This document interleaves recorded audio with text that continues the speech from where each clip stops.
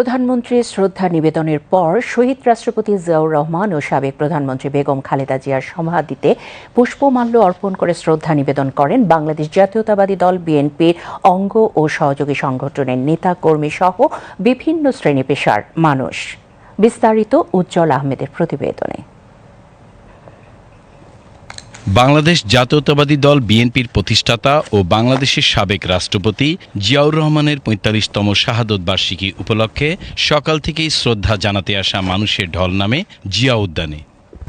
বিএনপির অঙ্গ ও সহযোগী সংগঠনের পক্ষ থেকে পুষ্পস্তবক অর্পণ করেন নেতাকর্মীরা। এ সময় অনেকে দোয়া ও মোনাজাত করেন। বিভিন্ন সামাজিক, সাংস্কৃতিক ও পেশাজীবী সংগঠনের পক্ষ থেকেও শ্রদ্ধা জানানো হয়। শহীদ রাষ্ট্রপতি জিয়াউর রহমানের কর্মময় জীবন, অগাধ দেশপ্রেম, স্বনির্ভর উন্নয়ন ভাবনা ও জীবন আদর্শ নতুন প্রজন্মের জন্য চিরকাল অনুপ্রেরণার উৎস হয়ে থাকবে বলে জানান শ্রদ্ধা জানাতে আসা নানা শ্রেণী পেশার মানুষ। ওনার আদর্শকে ধারণ করতে হবে, তাহলেই কিন্তু আমরা পরবর্তী যে প্রজন্ম, সেই প্রজন্ম থেকে প্রজন্মান্তরে যে আমাদের এই আদর্শটা আমরা পৌঁছে দিব এবং তারা সেইভাবেই নিজেদেরকে ওই আদর্শে গড়ে তুলবে। শহীদ জিয়া দেশকে ভালোবাসতেন, ম্যাডাম ভালোবাসতেন এবং দেশের জন্য কাজ করে গেছেন।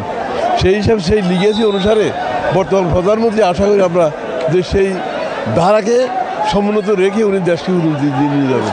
আউটস্ট্যান্ডিং একটা ওনার আদর্শ ছিল, সেটা আমরা এখনও যদি ধরে রাখি, আশা করি আমাদের ফিউচার জেনারেশনের জন্য, ফিউচার বাংলাদেশের জন্য একটা নতুন আমরা হোপ রাখতে পারবো ইনশাল্লাহ। আমরা আশা করি শহীদ রাষ্ট্রপতি জিয়াউর রহমান যে স্বপ্ন নিয়ে বাংলাদেশকে এগিয়ে নিয়ে যাওয়ার চেষ্টা করেছিলেন, বর্তমান প্রধানমন্ত্রী তার সুযোগ্য উত্তরসূরি দেশনায়ক তারেক রহমান আর সেই পথেই এগিয়ে যাচ্ছেন। স্টেবল বাংলাদেশকে গড়ার উদ্দেশ্যের জন্য আমাদের সবাইকে তারেক রহমানকে সহযোগিতা করতে, আমরা যদি ডিস্টেবিলাইজ করি তারা কোনো অবস্থাতে আমরা কিন্তু এই দেশকে সুন্দরভাবে প্রেজেন্ট করতে পারবো না। বেলা বাড়ার সাথে সাথে শ্রদ্ধা আর ভালোবাসার ফুলে ফুলে ভরে যায় শহীদ রাষ্ট্রপতি জিয়াউর রহমান ও সাবেক প্রধানমন্ত্রী বেগম খালেদা জিয়ার সমাধিসৌধ। উজ্জ্বল আহমেদ, বিটিভি নিউজ।